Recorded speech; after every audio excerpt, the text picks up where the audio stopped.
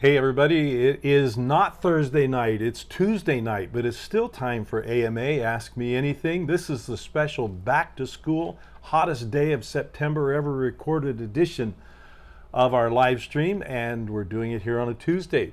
But it's going to be the same format. We're glad that you are joining us, either live or you're watching in later time. I'm joined tonight, as always, by Matthew. Matthew, since it's your fault that we're doing this on Tuesday. It's not my fault. The Panama Buena Vista School District's fault. Okay, well, you've got obligations on Thursday, so we're doing it on Tuesday. But anyway, it's still your fault, and for that reason, and because you're the moderator slash producer, why don't you greet the people and tell them how we play this game? Okay, so the way it works is submit your questions in the comments just like you would normally. We'll read those ones first, and then we also have we have quite a bit of questions we received since last week. We are not going to be able to get to them all tonight. So we'll start out with those first, and that's pretty much how it goes. All righty. Well, sir, are you ready? Yeah, do you have any thoughts on suicide, especially when Christians take their own life? Wow. Serious question, deserves a serious response. Here's what I know, and I've walked with several families whose circle has been affected by suicide, a family member, a loved one, and it's always a tragedy. It's always difficult. It adds an extra layer of tragedy and difficulty. And here's what I know from those who have committed suicide. You know, the reports of family members, loved ones, therapists, but also those that have attempted and thank God not been successful. They're all in a heightened state of some kind of distress. It may be a very bad, very dark, lingering depression. It could be a lot of things. Again, I'm not a psychologist, but there is some acute malady there in their spirit, in their mind, in their emotions, their psyche, whatever. There's something that would cause you to say this person who is in that level of distress is at that point not in their right mind. They're clouded by chaos or worry or whatever, which I'm sure you could appreciate. I don't think there's ever been a suicide or even an attempted suicide that couldn't be described as not quite in their right mind because of the depression, because of the distress, because of the turmoil. When I think about it, I have a couple questions, and my questions may help clarify this question.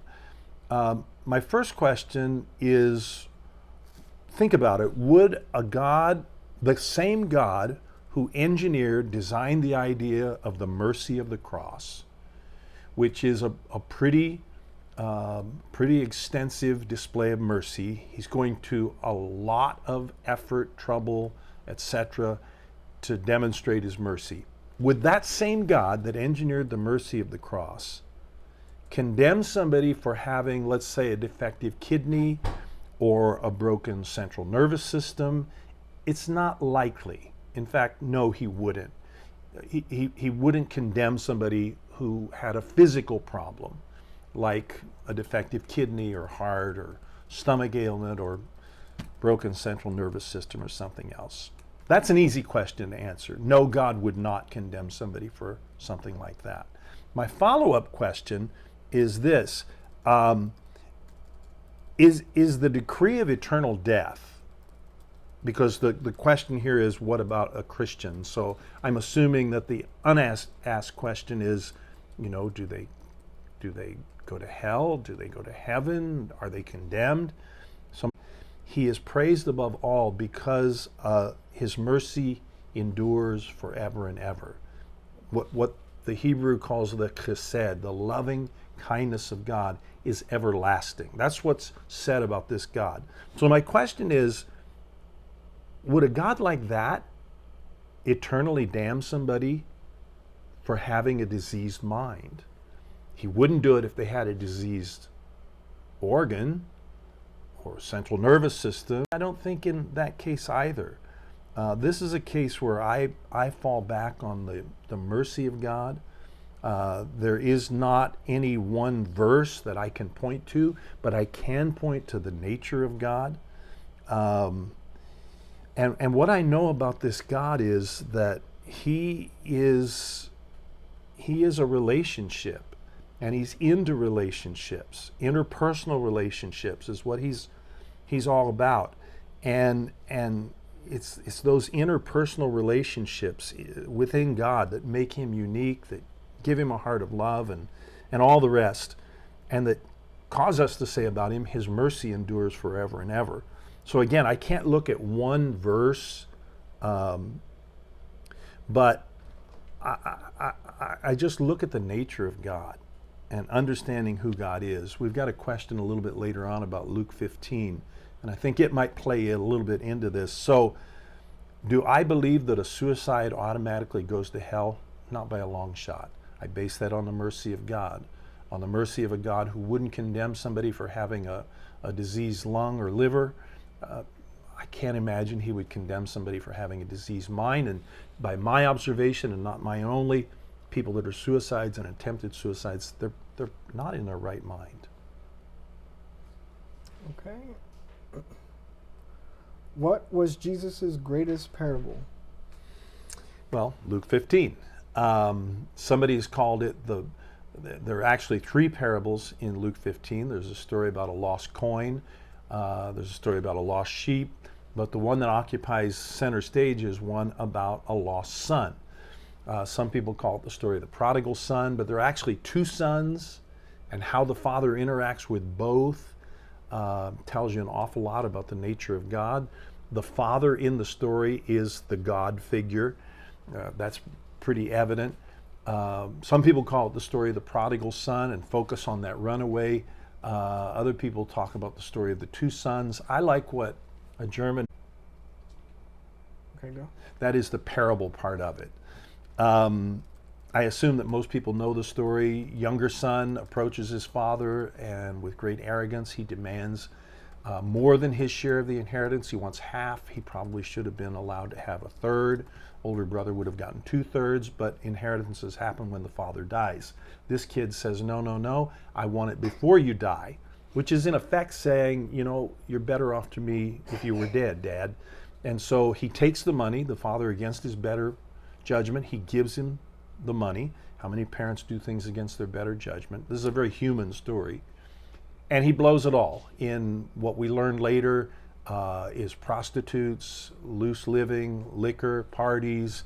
It's total dissipation, debauchery, degeneracy. He blows it all. He finds himself in abject poverty. He sells himself out to a pig farmer as an indentured servant, which is the lowest of the lowest of the low for a Jewish boy to tend to pigs, but that's what he's doing. And while he's tending to the pigs, he thinks of home, and he decides that my father's servants are living better than I am. I will go back.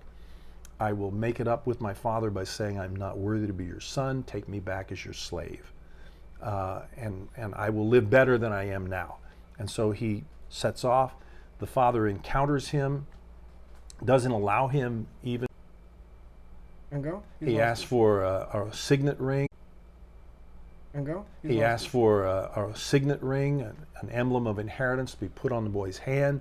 He calls up a feast, and while the prep is being made for the feast, the older brother comes in from the field, wants to know what all the commotion's about, and he's told, your brother has returned home. As the father would say it, this son of mine was lost, he was found, he was dead, he's alive. So that was the reason for the celebration. The older brother was having none of it, and he objected. The father then had to go out to the older brother and make an appeal to him. But I think the reason it's called the pearl of the parables is because it gives us such a picture of the Father, of who God really is. You know, this story saves us from the very real danger of being theoretical about who God is. Having all kind of right ideas and propositional truths about God, that can get really dry and dusty in a hurry. Our thinking about God, this story tells us, has got to be more holistic than that. In other words, we can think about propositions about God and it can all be so disconnected. We can have our problems, then we have our God, and He's the solution. And we can go about it so methodically that it's all disconnected, and we have no appreciation for how multidimensional the nature of God really is. God is moving in all kind of directions. He's connecting with people. He connected with the one Son. He connected with the other Son in different ways, but in related ways. And what I'm saying is that this parable acts as a corrective to the idea that we've got God figured out and that God is kind of a theoretical construct in our head that we can somehow prove or predict. He's moving in all kind of ways. God is very interpersonal. His great desire is to be known. That's the kind of God we've got. He wants to be known by us. He does things to make himself known by us. And God is all about relationships. He is himself a relationship. He's an interpersonal relationship that's perfect, and a relationship of love of Father, Son, and Spirit. And he wants to expand that out by including other people in that circle of relationship. That's what this is all about. And I think that parable is a very good picture of who God is. You want to know what God is like? You want to know what the Father's like? Look at Luke 15. Look at that waiting Father. Look at how he sets aside everything. Nothing is as important to this Father as relationship. Those relationships, that connectedness, that love, that for God wins out over every other concern anybody could ever have. Okay. That wins out over everything else. That is more important to God than anything else, that he can share that love that he has for us. So the question then from this pearl of the parables is, to my way of thinking, do we relate to God as a father who wants to be near us, or are we going to settle by seeing God through the lens of our problems, our needs, our ambitions, what we want? How are we going to see God? And how we see God is really, really important. Again, it can be a theoretical thing. We see God through the lens of our problems and our ambitions and our desires. Or do we see God as a father who wants to be near us? And I think this Luke 15 story, it does a better job of that than anything else in all the pages of the Bible. What is Greek Orthodox? The Greek Orthodox Church, there are three primary expressions of Christianity, organized Christianity in the world. There is Roman Catholic, which I think most people know what we're talking about there. It has its headquarters in Rome, hence Roman Catholic. The Pope, the Papa, is the head, and he delegates to cardinals and archbishops and bishops and then down to the parish priests. They believe in a thing called apostolic succession. They say it came from Simon Peter, who was the first pope. I think most people are familiar with that. The other expression of organized Christianity is called Protestantism, from the word protest. In the early 1500s, Martin Luther led the Reformation, trying to reform the Roman Catholic Church. He saw some problems with it. It was not his intention to start a new thing, but it ended up starting a new thing, a number of new things that come under the umbrella of the Protestant church or Protestant churches, like Baptist, like Methodist, like Congregational, Church of Christ, and so on. Those are Protestant churches, churches that do not owe their allegiance to Rome. But there's a third, and to most of American Christians, less well-known expression of Christianity called Orthodoxy. Orthodoxy is a worldwide. The Greek Orthodox Church is part of the larger Eastern Orthodox Church that includes Serbian and Russian and Armenian and so on, so on, so on. It's an expression of Christianity. If you were to go into an Orthodox church, the thing you would be struck by would be the visuals. It is a very visual expression.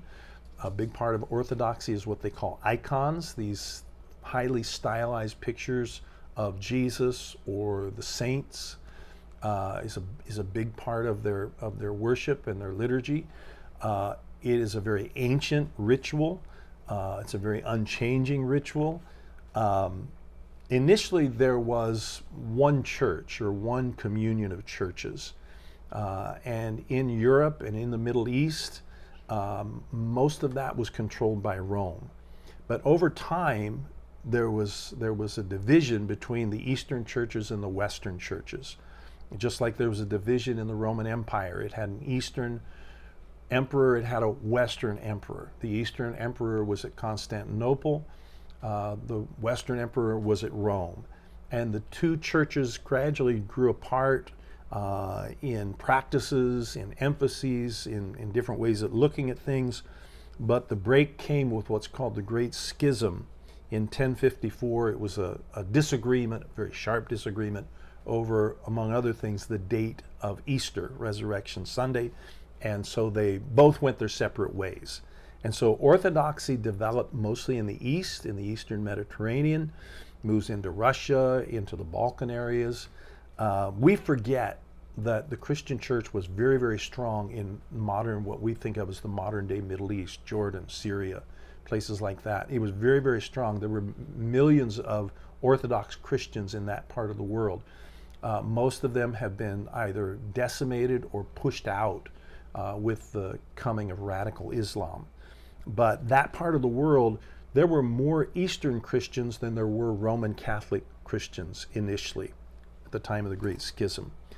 From that time on, they continued to develop. What Orthodoxy is, and the Greek Orthodox Church is part of Orthodoxy, is it's a group of these national churches, Orthodox churches, that have an honorary head, a patriarch, who is at Constantinople. Although they don't have any real jurisdiction, it's an honorary thing. They all collectively are in agreement with what are known as the 7 ecumenical councils, early church councils that help to define doctrine. Most Christians of most ages would not have a problem with their core beliefs. Their practices, though, and their liturgy and their worship style, many people would find very different. Their great church was called Hagia Sophia, Holy Wisdom in Constantinople. It's since been taken over and turned into a mosque, kind of / museum mosque. But that was the principal church, built in the 600s by the Emperor Justinian. Sometime after that, Islam came in, and many Orthodox Christians kind of lived a ghettoized existence after that in that part of the world, in Greece, in the Middle East. It was forced upon them by Islam, and they kind of just pulled together and lived kind of in their own little enclaves. But it continued to flourish, partly for that reason. Orthodoxy has a very strong monastic tradition. They're monks, and they live in remote places. And a big part of Orthodox spirituality is driven by what happens in those monasteries. Orthodox spirituality really emphasizes prayer. They have certain special prayers, like one called the Jesus Prayer, short prayers that you pray repetitively, but you meditate on. Lord Jesus Christ, be merciful to me, a sinner. You pray that while you're looking at your heart. You parse out each word, and you can spend a long time. The goal of Orthodox prayer is to kind of detach yourself and to spend uninterrupted time in the presence of God. And so they have different prayer techniques for that. It's a very rich spirituality. It's not dry as sticks at all. Now, the services can be pretty perfunctory, but Orthodox spirituality, they have many people that operate in the gifts. Go ahead. They talk a lot about illumination, how the Holy Spirit shines a light in their lives and shows them things, reveals things. They talk about a thing called theosis, where they become very God-like as they meditate, as they pray, as they spend uninterrupted time in God's presence. It's all part of their illumination in your spirit. One of their favorite psalms is, "In your light we see light." Initially, they allowed scripture reading in the churches only, and only by people that were what they called charismatics, people that demonstrated some knowledge of life in the Spirit, what we would today call Pentecostals or Charismatics. You had to demonstrate a gift, or you were not allowed to read the scriptures publicly in the church. So that gives you kind of a little flavor about who they are. They have had times of where they've gone backward spiritually and then rebirth, and that's kind of been the story of Orthodoxy. As through the years, through the centuries, they many times were very closely identified with different forms of nationalism. Currently today in Russia, there is, of course, a Russian Orthodox Church that outlived communism and has had some resurgence since. And many Russians, including Vladimir Putin, they see themselves as part of the Orthodox Church, and it's all bound up in the whole idea of being Russian. To be Russian, you are Orthodox. And to be truly Orthodox, you must be Russian. They kind of have almost a messianic complex about it. So it gets bound up in their nationalism. There have been times of corruption, times of rebirth, and there's that always tension within Orthodoxy. But that's a little bit. It's different. It's one of the principal expressions of Christianity, but it's very different for most Americans. All right. Let's go over here to my questions. What is Calvinism, and is it still a thing? It is still a thing. It gets its name, Calvinism gets its name from Jean Calvin, a French reformer.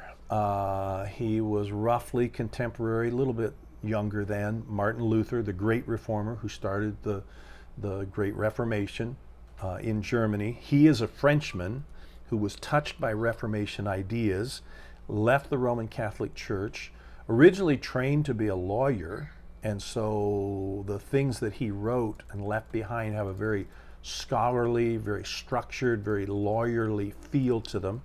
He's best known for a series of a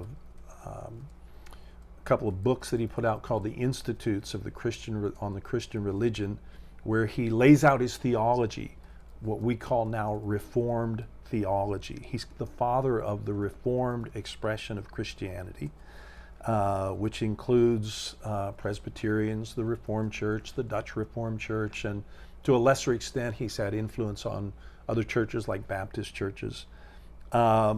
He flourished during the 1500s, early 1500s, until about 1564, I think he passed away. He broke with the Roman Catholic Church when he encountered Reform ideas. There was great violence in France against Protestants, against people that aligned themselves not with the Catholic Church. There was great persecution and great violence, so he left France. He bounced around between Geneva and Basel and Strasbourg, wherever it was, friendlier at the time, and it could change on a dime. He went to pastor the Protestant church in Geneva. He was invited, but he didn't do very well, and he was invited to leave. And he was voted back in later when there was a challenge from the Roman Catholic Archbishop to the Protestants in Geneva, and they said, we need a brain to answer these challenges. Well, Jean Calvin was a brain. He was a brilliant mind. He was trained as a lawyer, but he was also a humanist, which meant he was into original languages and learning, and he was a very learned man. And so they brought him back. He becomes the leader of the Protestant church, and he stays this time for some time. He began to have a great impact on how the church in Geneva was formed. And he says, let me lay down for you what my vision of the Reformation should be. He was on very good terms with other reformers, people like Luther and Bucer and Farel and Oecolampadius, Melanchthon and others. He was on very good terms with them most of the time. He gets a reputation for being a very caustic guy. Some of that is earned, not all of it.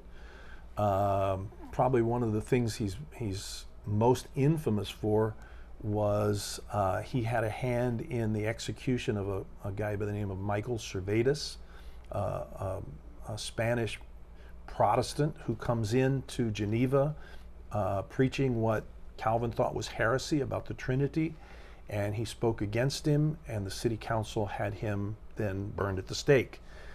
It wasn't Calvin who burned him at the stake, it was the council, but it was with Calvin's assent. And as the leader of the Protestant church, he began to take more and more authority over the everyday operation of the city. And so some people accuse him of establishing a theocracy. That's not quite true. But he did have tremendous influence over the government of the city by virtue of his role as the head of the church in the city.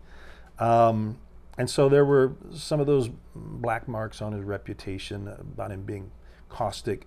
But he was a brilliant man. He was a scholar. He was a great writer, a great reformer. Had it not been for John Calvin, the Reformation in some areas became very violent, and it became very disorganized. And as people began to absorb the idea that we don't have to do what Rome tells us, they begin to get the idea that it's only just me and God. I've got my Bible, and I can make any decision I want about my faith, about what to believe, about what anybody should believe. And some really screwy things begin to happen. And without people like John Calvin, but principally him, the Reformation could have been just fiddled away. It could have just turned to nothing. It could have gone so violent that it would have just eaten itself alive. So he was an important person at a violent time. He did help to stop some of the dissipation and the excess of craziness. One of his big things is about the sovereignty of God, that God is in control of everything, good, bad, and ugly. He believed God is in control of everything. He is credited with coming up with a thing called tulip. He really didn't invent that. That was invented by a church council, a group of Reformation leaders who got together, and they came up with a handy way to remember some of the things he talked about and what constitutes Reformed theology.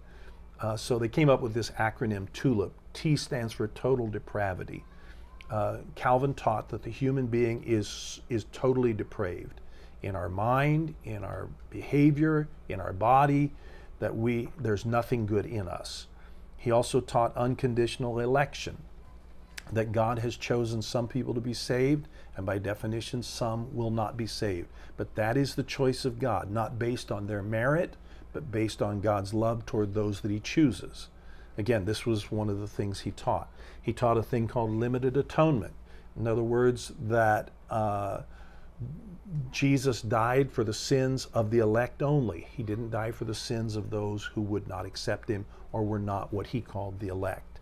He believed in a thing and taught a thing called irreversible grace. If you were a member of the elect, you could not resist that. You were destined to be a child of God, you will be a child of God. You're destined to be in heaven, you will be in heaven. Even if you worked to cross purposes with God, God's grace is irresistible. He saw that as the mercy of God. Again, we may see it differently, but that's the way he saw it. Finally, he believed in a thing, and they codified it in TULIP, called the perseverance of the saints. This is where we get the idea, popular idea called eternal security, that if you believe it, that the only person who was a real 5-point Calvinist was John Calvin. But when we talk about 5 points of Calvinism, those are the things we're talking about. Those are the things he articulated. And that becomes what we think of as Reformed theology. So again, the Presbyterian Church, the Reformed churches, and to a lesser extent some Baptist churches, are still very much in the line of John Calvin and his thinking. Brilliant mind, brilliant communicator, a good man, but like all good men, not a perfect man. So there you have it. That is Calvinism, and yes, it is still a thing. Okay, so we have time for one more question here. We actually only have one more question. What did Jesus mean by the poor you always have with you? The poor you always have with you. That's from Matthew 26, Matthew chapter 26, verse 11. And it's in the context of a remarkable thing that happens to Jesus the last week of his life. A woman comes up behind him. She has a very expensive vial of perfume that would have been extremely expensive. It would have been an astronomical sum to have purchased it. She breaks the vial, which is the only way you could get to the contents. She broke the neck off, and she poured it on Jesus' head. there were some of his followers nearby who were outraged at that, and they said, this could have been sold and the money distributed to the poor, because they did give money to the poor. Jesus' followers historically have helped the poor, beginning with Jesus' first followers. And they said, we could have sold this, and implying that it's a waste. Jesus indicates it's not a waste. Leave her alone. She has pre-anointed me for my burial. When Jesus went to the tomb, he did not get the customary anointing with burial salves and perfumes. That had to happen when the women came back on the first day of the week. They were going to do that, but his body was resurrected. So Jesus was never anointed. He was never properly prepared for burial. But this woman pre-anoints him before his death. That's what he takes it as. And it's in the context of that, their discussion about the poor. Jesus says, don't you know the poor you always have with you? Implying, since they've always been with you, by the way, what have you done to help the poor? You're now so concerned about them. And that applies to today. There's so many people that talk about the poor need this and the poor need that. Yeah, but what have you done to help the poor besides just talk about it? So the poor you always have with you. And the question is, what does he mean by that? Jesus is very well aware of the human condition, and that the human condition will always involve a society that has some segment that is poor, that has less means than they need. Some will be poverty stricken, some will be destitute, some will be just working poor. But no matter the economic system, and some systems are better than others, we're living in a system right now, capitalism, that has pulled more people out of poverty by far than any other system that humans have ever devised. Not to say that it's perfect, and not to say, and this is what Jesus is saying, that we still don't have poor people with us. We do. Jesus says you will always have poor with you, no matter what system you're raised up in. There will never be an elimination of poverty. What that means is that imbalance will always exist, and it should be an emphasis of the church. In fact, Jesus says it's one of the reasons he's establishing the church, so that the poor can be ministered to, the poor can help. And I would submit any church that is not investing a sizable part of what it does, its nervous energy, its emotional energy, its financial resources, in alleviating the suffering of the poor and improving the quality of life of the poorest among us, that is not a legitimate church, because that is part of the reason the church was instituted, to help the poor. I think too that when Jesus is talking about this, he's not only saying you're always going to have the poor, so you should always be helping them, but I think he is giving some indicator about church planting and where churches should be planted, where we should plant churches. And there's an indictment in what Jesus says, because historically in America there have been thousands. Go ahead.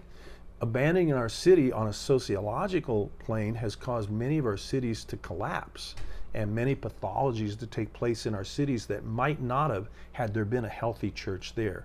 What I'm saying is that the presence of a healthy church is an irreplaceable thing in a community. And if you take that out of a community, you don't have that body of Christ, that irreplaceably unique thing that can reach into the lives of people on a plane that nothing else can. If you don't have that present, you've got a vacuum there, you've got a darkness there, and that's part of the reasons our cities crumble, is because churches have moved out. And so Jesus is an indictment. I think he's also saying, let me give you a tip about where to plant churches. You should plant churches where the poor people can access it. Now, I'm not saying that in some of our suburban big box churches, if a poor person come, they would be turned away at the door. I think there's a lot of mythology around that. I don't think that for a minute. In some, yes, maybe. But I think there are many churches that would embrace the poor people that would come. The problem is the poor people can't get there. It's not in their neighborhood. What I think Jesus is saying is he's giving us a tip about where we should plant churches. We should plant churches where there are poor people. So if I am part of a church, a local church, and I look around me and I don't see any poor, and I don't see any poor having access to come into my church, I may be in the wrong place. I need to be in a place where the poor can access, the poor can easily come in. in so many cases, we have, in the interest of, building, and in the interest of how it looks and facility and drawing people based on our wonderful facility, we've built churches in places where they're not accessible to the poor. And I think that grieves the heart of Jesus. I think it's part of the indictment of what he's saying here. And the church is a unique thing. In the first century, it was unique. In the 21st century, it's unique. And it's irreplaceable in a community. So I think that's some of what Jesus is saying here. Where else are you going to find the things that you can find in the church where it's multi-generational, it has the potential for being multilingual, multi-ethnic, only in the church, really, where you can have these interpersonal relationships. The presence of a church in a community is very important, and I think churches should be among poor people. All right, that's it. Well, there you go. Well, listen, it's been great that you've been with us the last 45 minutes or so, and we've done our very, very best. Hope it's been valuable to you. We are with Alta Vista Assembly in beautiful View College East, Bakersfield, California. And if you are in the area this Sunday, 10 a.m. is our live service time. We always live stream at the same time on the Alta Vista Assembly Facebook page. But this week we have guests from Argentina, Gilbert and Virginia Contreras. They're going to be talking to us about what is happening in that place. I think you'll be thrilled to find out what's happening in that place afterward. We've got a potluck dinner. So if you're in the area and you're not attached to a good home church, you'd be most welcome. If you do have a home church, you need to be there on Sunday, not just live streaming. If you're well and you're not working, you need to be in your church. And if you don't have a church and you're in our neighborhood, you're more than welcome to join us. 10 o'clock, and again, we live stream at the same time on the Alta Vista Assembly Facebook page. So whether we see each other next time live or live stream, let's do our very best to stay connected.